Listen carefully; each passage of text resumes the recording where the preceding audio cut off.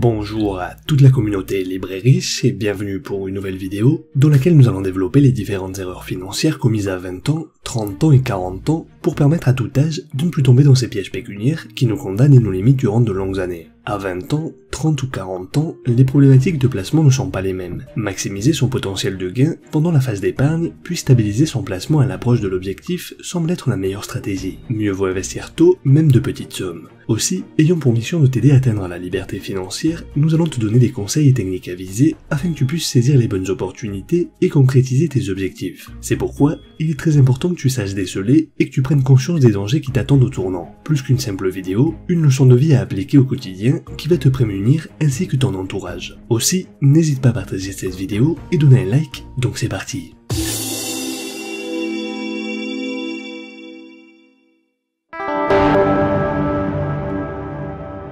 À 20 ans, on se sent invulnérable et on a envie de conquérir le monde. C'est à cette période aussi que l'on obtient le premier emploi, les premiers salaires, mais aussi les inévitables premières erreurs financières, puisque pas aguerri pour affronter certaines situations critiques et encore moins face à l'épargne. L'avantage à 20 ans, c'est que tu vis bien souvent encore chez tes parents et que de ce fait, tu n'as pas de dépenses relatives au logement et charges afférentes, ce qui fait que tu disposes intégralement de ton salaire qui te donne le droit selon toi de t'offrir ce qu'il y a de mieux. Partant de ce constat, et si tu adoptes de bonnes habitudes et appliques les bonnes consignes, tu as de très fortes chances d'être confortablement installé à 30 ans et motiver ainsi ta vie future qui commence sous les meilleurs auspices. La première erreur à ne surtout pas commettre est d'acheter une voiture à un coût élevé, bien au-dessus de tes moyens, type voiture de sport ou de marque réputée, juste pour épater la galerie. S'il est vrai qu'une auto permet la liberté et l'indépendance, elle ne doit cependant pas être une charge financière trop lourde à supporter et en aucun cas contracter un crédit auto pour un véhicule neuf ou même d'occasion. Car il ne faut pas oublier qu'à cela vont s'ajouter les frais d'entretien, le carburant généralement élevé, car pas seulement utilisé pour le travail mais aussi pour les sorties et autres divertissements, l'assurance, etc. qui vont venir amputer ton salaire. Erreur hélas, beaucoup trop commise par de nombreux jeunes. Prenons un exemple avec chiffres à l'appui. Imagine que tu achètes une voiture neuve qui vaut 20 000 € financée sur 5 ans avec un intérêt de 1% réalisé avec un emprunt étudiant par exemple. À cela s'ajoute le carburant lié aux déplacements professionnels mais aussi personnels, disons 120 € par mois, plus les frais d'assurance tout risque pour une auto neuve, soit environ 40 € par mois, auxquels s'ajoutent disons 300 € à l'année de réparation et autres imprévus. Autrement dit, l'on peut légitimement considérer que tu vas dépenser 527 € par mois, c'est-à-dire l'équivalent de 38% de ton salaire en partant sur une base de 1400 € net par mois. Si tu conviens qu'il est plus judicieux d'utiliser les transports en commun, qui te coûteront environ 200 € à l'année, tu investiras alors ces frais économisés, c'est-à-dire 6124 € par an, sur une période de 5 ans avec une rentabilité moyenne de 4%, ce qui te permettra de cumuler près de 34 500 €.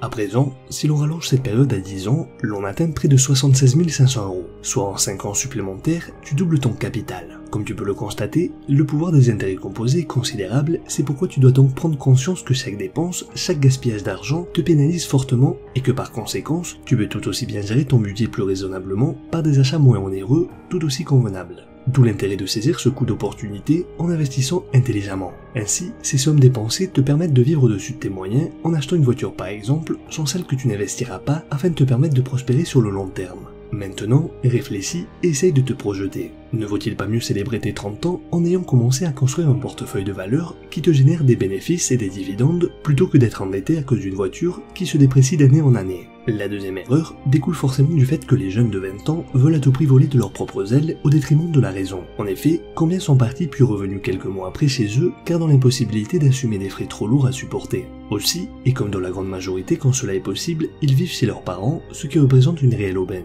Ne pas continuer à vivre dans le cocon familial, moyennant par exemple une petite contribution financière, est une grossière erreur. En effet, en restant vivre chez tes parents, tu en profites pour épargner puisque tes dépenses sont bien moins importantes que si tu vivais seul dans un appartement. Ainsi, tu bénéficies de revenus que tu économises et peux ainsi placer judicieusement afin d'investir. Tu mets à profit tes premières années pour adopter de bonnes habitudes financières. À ce sujet, Robert Kiyosaki, célèbre entrepreneur américain dont la fortune personnelle est estimée à environ 80 millions de dollars, conseille de ne surtout pas quitter la maison de ses parents avant de détenir au moins un ou deux actifs qui génèrent des revenus passifs, et c'est la raison pour laquelle nous te recommandons de rester chez ta famille, ce qui te laisse le temps de te constituer un matelas financier qui te sécurisera. En plus, le privilège supplémentaire est la sécurité du gîte et du couvert qu'ils offrent à leurs enfants. Toutefois, tes parents ne seront pas toujours là pour t'aider, d'où l'intérêt intérêt de ne pas hésiter à faire des investissements plus risqués à 20 ans, car ces belles années ne reviendront jamais. Donc à cet âge, le seul souci doit être d'acquérir de bonnes habitudes financières et de développer l'habitude d'épargner et d'investir. Finalement, l'une des erreurs récurrentes chez les jeunes de 20 ans est de s'endetter en vue d'assouvir soit des pulsions, en achetant par exemple le premier smartphone à la mode avec des prêts à intérêt, ou des vêtements de marque qui une fois offerts finissent dans une armoire déjà bien fournie par d'autres, tout aussi inutiles, soit pour s'offrir des vacances de rêve ou des sorties grand standing.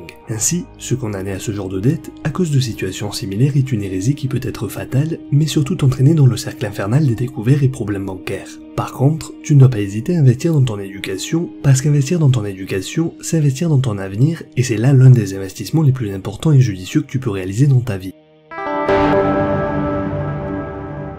La trentaine est souvent considérée comme une période bénie, un âge où tout est possible. Tu possèdes une certaine maturité et tu es installé dans ta carrière, tu commences à dégager suffisamment de revenus pour pouvoir te constituer un petit matelas d'épargne pour avoir plus tard un petit nid bien moelleux. Toutefois, à cet âge, on commet encore des erreurs, dont 4 sont récurrentes et pour lesquelles il est important que l'on te mette en garde afin que tu puisses les détecter et ainsi éviter de les commettre. La principale erreur est d'hypothéquer ton bien pour acheter ta résidence principale sur le long terme, car cela peut représenter un fardeau lourd de conséquences. En effet, un fort endettement à rembourser ne te permettra jamais de prospérer financièrement. L'hypothèque classique de 100% à 35 ans peut s'avérer être l'une des plus grosses erreurs de ta vie. La seconde erreur financière est de s'estimer trop jeune pour planifier sa retraite. Il ne faut surtout pas oublier que le temps passe vite, et telle la fable de La Fontaine, la cigale et la fourmi, si tu ne prépares pas l'avenir, tu te trouveras fort dépourvu lorsque les jours difficiles surviendront. Nous en avions parlé précédemment, la sécurité sociale est un système pyramidal, or, si le nombre de cotisants diminue trop par rapport au nombre de retraités, tout s'effondre. Raison pour laquelle il faut prévoir l'avenir très tôt, de façon à toujours être confortablement installé. Donc il n'est jamais trop tôt pour économiser, et il faut que tu prennes au sérieux ton avenir et commences à cotiser régulièrement. La bonne nouvelle, c'est qu'il existe des produits financiers performants, ainsi que dans certains pays, des régimes de retraite dont les avantages fiscaux sont intéressants. Aussi, nous te recommandons grandement de réaliser des prélèvements automatiques périodiques dans des ETF à long terme, comme nous en avions parlé dans une vidéo précédente. N'hésite pas à voir avec ton entreprise si celle-ci ne propose pas de plan d'épargne retraite afin de bénéficier d'avantages fiscaux également. La troisième erreur est de se trouver trop jeune pour penser à se protéger des aléas de la vie. Cependant, il est primordial de contracter une assurance vie pour transmettre ton patrimoine dans des conditions fiscales avantageuses et au moins une assurance décès qui versera un capital ou une rente aux bénéficiaires dans les cas où tu décéderais, ce qui permet de protéger ta famille, car il est évident que les années passant, il est dans ton intérêt et celui de ta famille de prévoir une porte pour la soif. La quatrième et dernière erreur, qui te surprendra sûrement, est de t'estimer trop vieux pour consacrer une partie de ton capital dans ta propre formation. En effet, à 30 ans, après avoir obtenu des diplômes ou une formation, on néglige la poursuite de l'apprentissage et l'acquisition de connaissances qui permettent au cerveau d'être toujours performant. Pourtant, ces compétences vont être nécessaires si dans le futur plus ou moins proche, tu souhaites changer d'orientation professionnelle. Nous te conseillons donc de dédier une partie de tes ressources financières par le biais d'un compte qui lui est propre pour assister à des conférences, réaliser des séminaires ou encore acheter des livres. D'ailleurs, notre site t'en propose une liste que nous avons lue et que nous te recommandons, susceptibles très probablement de t'intéresser et qui te permettront d'acquérir des connaissances dans différents domaines. De plus, concernant l'épargne réservée à ton enrichissement intellectuel, nous avons diffusé il y a quelques mois une vidéo sur ce thème que nous te proposons de visionner en cliquant sur le lien qui apparaît en haut à droite de l'écran. Enfin, pour finir, n'oublie pas que ton éducation n'est jamais une dépense, mais certes un investissement. À l'approche de la quarantaine, la carrière progresse et la capacité d'épargne aussi. C'est l'âge de la maturité, mais il ne faut pas oublier que l'on court un marathon et non pas un sprint. Il faut non seulement continuer à construire le travail de planification financière de nos 20 ans et de nos 30 ans, mais aussi veiller à l'éducation, la scolarité des enfants, la capitalisation et notre propre retraite. C'est le début de la diversification patrimoniale et l'étude de diverses opportunités qu'offrent les marchés financiers tels que les plans d'épargne en actions, assurance vie, placement long terme, la bourse, les ETF, etc. L'erreur principale commise par cette tranche d'âge est d'acheter une résidence secondaire quand bien même le prix de la demeure principale est toujours effectif. Par exemple, acquérir une maison au bord de mer en vue d'y passer les vacances d'été ou les week-ends peut être tentant, mais là où le danger réside, c'est que cet achat va engendrer inévitablement des frais supplémentaires. En effet, ils vont être multipliés par 2 pour les taxes, les assurances, les charges liées à l'eau, l'électricité, internet, etc. Mais surtout, un autre prêt bancaire va s'ajouter à celui déjà existant. Tu l'auras donc compris, ce sont autant de risques pour ton pouvoir d'achat, ton économie. Par contre, si tu choisis de louer ta résidence secondaire, tu peux peut-être espérer en tirer quelques avantages à condition d'accepter de laisser ta maison à des vacanciers et de planifier rigoureusement l'opération en calculant les dépenses et ainsi évaluer s'il n'est pas plus judicieux d'investir cet argent dans des placements plus rentables et bien moins stressants pour anticiper ta retraite. La deuxième erreur est également très courante. Souvent trop sûr de lui, le quadragénaire a tendance à s'exposer aux risques liés aux investissements financiers. Cet excès de confiance est à surveiller à 40 ans et il peut être judicieux de faire appel à un conseiller en investissement financier ou un conseiller en gestion de patrimoine. En effet, au fur et à mesure que le temps passe, il te faut mieux planifier tes investissements et éviter absolument les erreurs financières qui peuvent entraîner des désagréments et être fatales. Forcément, tu devrais investir dans des actifs moins risqués qu'auparavant. Un expert en la matière pourra donc t'indiquer si tu utilises bien ton argent, il sera en mesure d'orienter au mieux tes investissements et t'aider à optimiser ta fiscalité. La troisième erreur concerne le manque d'anticipation budgétaire, encore très courante malheureusement dans cette tranche d'âge. Par exemple, si tu as des enfants, tu sais que les dépenses vont être proportionnelles à leur période de croissance et avec elles, les frais augmenteront aussi au fur et à mesure des années. Tu vas devoir assumer leurs dépenses scolaires, alimentaires et bien plus encore s'ils décident de rester au domicile après 20 ans afin de faire des économies, etc.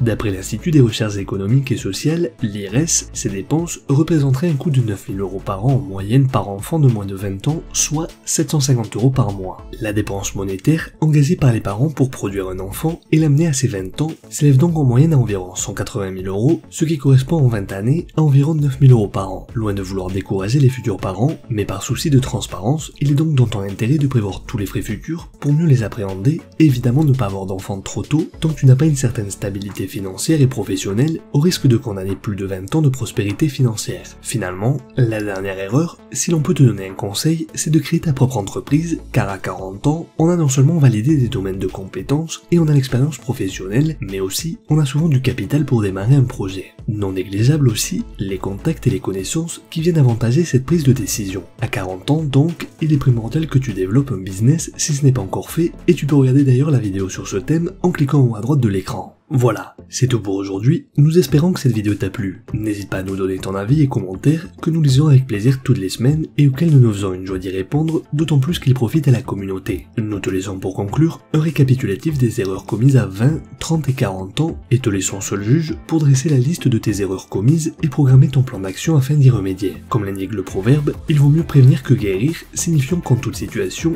il faut toujours prendre des précautions afin d'éviter au maximum les difficultés. Ainsi, il est en effet plus d'empêcher une situation délicate ou un problème douloureux que de les résoudre. Nous espérons que cette vidéo va pouvoir t'aider à ne pas commettre ces erreurs de façon à ce que tu sois armé pour accéder à la liberté mais aussi à la prospérité financière. N'oublie pas que l'on reste en contact sur Facebook et Instagram, on se dit à la semaine prochaine pour une nouvelle vidéo et rappelle-toi que la différence entre ce que tu es et ce que tu veux être réside dans ce que tu fais. Deviens libre et riche.